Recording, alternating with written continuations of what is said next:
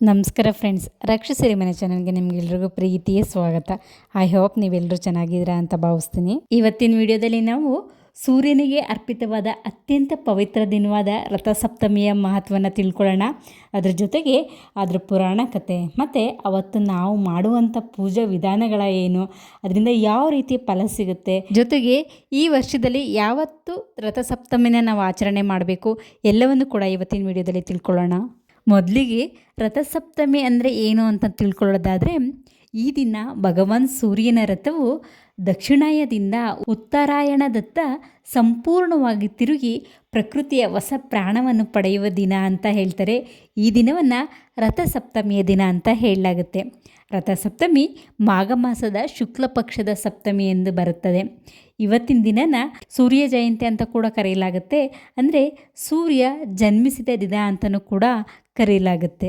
ಪುರಾಣದ ಪ್ರಕಾರ ಸೂರ್ಯ ರಥದ ಬಗ್ಗೆ ಒಂದು ಸುಂದರವಾದ ಕಥೆ ಇದೆ. ಅದೇನು ಅಂತ ನೋಡೋದಾದರೆ, ಸೂರ್ಯದೇವರ ರಥವನ್ನು 7 ಕುದುರೆಗಳು ಎಳೆಯುತ್ತವೆ. ಆ 7 ಕುದುರೆಗಳು ನಮ್ಮ 7 ದಿನಗಳನ್ನು, 7 ಶಕ್ತಿಗಳನ್ನು, 7 ಬಣ್ಣಗಳನ್ನು ಹಾಗೂ 7 ಧಾತುಗಳನ್ನು ಸೂಚಿಸುತ್ತವೆ. ರಥಸಪ್ತಮಿಯಂದು ಸೂರ್ಯದೇವರು ಈ 7 ಕುದುರೆಗಳನ್ನು ಹೊಸ ಶಕ್ತಿಯಿಂದ ಚಲನೆಗೊಳಿಸ್ತಾರೆ. ಭೂಮಿಗೆ ಬೆಳಕು, ಶಕ್ತಿ, ಆರೋಗ್ಯ ಮತ್ತು ಜೀವನವನ್ನು ನೀಡಲು ಈ ದಿನ ನಾವು ಪೂಜೆನ ಮಾಡಿ ದೇವರಿಗೆ ಪ್ರಾರ್ಥನೆ ಮಾಡೋದ್ರಿಂದ ರೋಗ ನಿವಾರಣೆಯಾಗುತ್ತೆ, ದೀರ್ಘಾಯುಷ್ಯ ಸಿಗುತ್ತೆ, ಮನಕ್ಕೆ ಶಾಂತಿ ಸಿಗುತ್ತೆ. ಅಷ್ಟಲ್ಲದೆ ಜೀವನದಲ್ಲಿ ಜ್ಞಾನ ಮತ್ತು ಐಶ್ವರ್ಯಗಳು ಕೂಡ ದೊರೆಯುತ್ತವೆ. ರಥಸಪ್ತಮಿ ದಿನ ಸೂರ್ಯನ ಕಿರಣಗಳು ಅತ್ಯಂತ ಶುದ್ಧೀಕರಿಸುವ ಮತ್ತು ಔಷಧೀಯ ಶಕ್ತಿಯನ್ನು ಹೊಂದಿರುತ್ತವೆ. ಅದಕ್ಕೆ ಈ ದಿನ ಸೂರ್ಯನಿಗೆ ಆರ್ಘ್ಯವನ್ನು ಸಲ್ಲಿಸುವುದು ತುಂಬ ಮುಖ್ಯ ಆಗಿರುತ್ತೆ. ನಾನು ಆಗಲೇ ಹೇಳ್ದಂಗೆ ಒಂದು ಪೌರಾಣಿಕ ಕಥೆ ಇದೆ. ಅದೇನು ಅಂತ ನೋಡೋದಾದರೆ, ಪೂರ್ವದಲ್ಲಿ ರಾಜ ಯಶೋವರ್ಮ ಎನ್ನುವ ರಾಜನಿಗೆ ಗಂಭೀರ ಚರ್ಮ ರೋಗ ಇರುತ್ತೆ. ಯಾವ ವೈದ್ಯರಾಗಲಿ ಏನೇ ಔಷಧಿಯನ್ನು ಕೊಟ್ಟರೂ ಕೂಡ ಏನು ಕೆಲಸ ಮಾಡಿರೋದಿಲ್ಲ. ಆಗ ಆ ರಾಜ ಒಬ್ಬ ಋಷಿಗಳ ಆಶ್ರಮಕ್ಕೆ ಹೋಗಿ ಅವರು ತಮ್ಮ ಕಷ್ಟನ ಹೇಳ್ಕೊಳ್ತಾರೆ. ಆಗ ಋಷಿಗಳು ಹೇಳ್ತಾರೆ, ರಥಸಪ್ತಮಿ ಎಂದು ಸ್ನಾನ ಮಾಡಿ ಸೂರ್ಯನಿಗೆ ಆರ್ಘ್ಯವನ್ನು ನೀಡಿ ತಪಸ್ಸು ಮಾಡಿದ್ರೆ ನಿನ್ನ ಕಾಯಿಲೆ ಗುಣ ಆಗುತ್ತೆ ಅಂತ ಹೇಳ್ತಾರೆ. ರಾಜನು ಋಷಿಗಳು ಹೇಳ್ದಾಗೆ ಮಾಡೋದ್ರಿಂದ ಅಚ್ಚರಿ ಅನ್ನೋ ಥರ ಅವನ ರೋಗಗಳೆಲ್ಲ ವಾಸಿಯಾಗುತ್ತೆ. ಈ ಕಾರಣದಿಂದ ಈ ದಿನವನ್ನು ಆರೋಗ್ಯದಾನದ ದಿನ ಅಂತ ಕೂಡ ಕರೆಯಲಾಗುತ್ತೆ. ಇನ್ನು ಸರಳವಾಗಿ ರಥಸಪ್ತಮಿ ಪೂಜೆನ ಹೇಗೆ ಮಾಡೋದು ಅಂತ ನೋಡೋದಾದರೆ, ಬೆಳಗ್ಗೆನೇ ಬೇಗ ಎದ್ದು ಸ್ನಾನ ಮಾಡ್ಕೋಬೇಕು. ಇನ್ನೊಂದು ಮುಖ್ಯವಾದ ವಿಷಯ, ಸ್ನಾನ ಮಾಡೋ ಟೈಮಲ್ಲಿ 7 ಎಕ್ಕದ ಎಲೆಗಳನ್ನು ತಲೆ ಮೇಲೆ ಇಟ್ಕೊಂಡು ಸ್ನಾನ ಮಾಡೋದ್ರಿಂದ ತುಂಬ ಒಳ್ಳೆಯದು. ಇದರಿಂದ ಮನಸ್ಸು ಮತ್ತು ದೇಹ ಎರಡೂ ಶುದ್ಧಿ ಆಗುತ್ತೆ ಮತ್ತು ಆರೋಗ್ಯದಲ್ಲೂ ಕೂಡ ಸುಧಾರಣೆ ಆಗುತ್ತೆ ಅಂತ ಹೇಳಲಾಗುತ್ತೆ. ತದನಂತರ ನಿಮ್ಮ ಮನೆಯಲ್ಲಿ ಸೂರ್ಯದೇವರ ಫೋಟೋ ಇದ್ದರೆ ಫೋಟೋಗೆ ಪೂಜನೆ ಮಾಡಿ ಸೂರ್ಯದೇವರಿಗೆ ಆರ್ಘ್ಯವನ್ನು ಕೊಡೋದು ತುಂಬ ಮುಖ್ಯ ಆಗುತ್ತೆ. ಹೇಗೆ ಆರ್ಘ್ಯ ಕೊಡಬೇಕು ಅಂತ ಅಂದರೆ, ಒಂದು ತಾಮ್ರದ ಪಾತ್ರೆಯಲ್ಲಿ ನೀರು ತುಂಬಿಸ್ಕೋಬೇಕು. ಅದರಲ್ಲಿ ಕುಂಕುಮ, ಅಕ್ಷತೆ, ಬೆಲ್ಲ ಅಥವಾ ಎಳ್ಳನ್ನು ಹಾಕಬೇಕು. ಇದೆಲ್ಲನೂ ಹಾಕಿದ ಮೇಲೆ ಸೂರ್ಯನ ಕಡೆ ನಾವು ಮುಖ ಮಾಡಿ ನಿಂತ್ಕೊಂಡು ಸೂರ್ಯನಿಗೆ ಆ ನೀರನ್ನು ಅರ್ಪಿಸ್ಬೇಕು. ಇದನ್ನೇ ಸೂರ್ಯನಿಗೆ ಆರ್ಘ್ಯನ ಕೊಡೋದು ಅಂತ ಹೇಳ್ತಾರೆ. ಈ ದಿನ ಸೂರ್ಯನ ಮಂತ್ರ ಜಪನ ಮಾಡೋದ್ರಿಂದ ತುಂಬ ಒಳ್ಳೆಯ ಫಲ ಸಿಗುತ್ತೆ.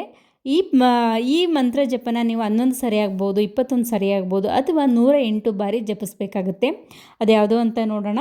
ಓಂ ಗೃಣೀಂ ಸೂರ್ಯ ಆದಿತ್ಯಾಯ ನಮಃ. ಹೀಗೆ ಈ ಮಂತ್ರನ 11, 21 ಅಥವಾ 108 ಬಾರಿ ಜಪಿಸೋದ್ರಿಂದ ತುಂಬ ಒಳ್ಳೆಯದಾಗುತ್ತೆ.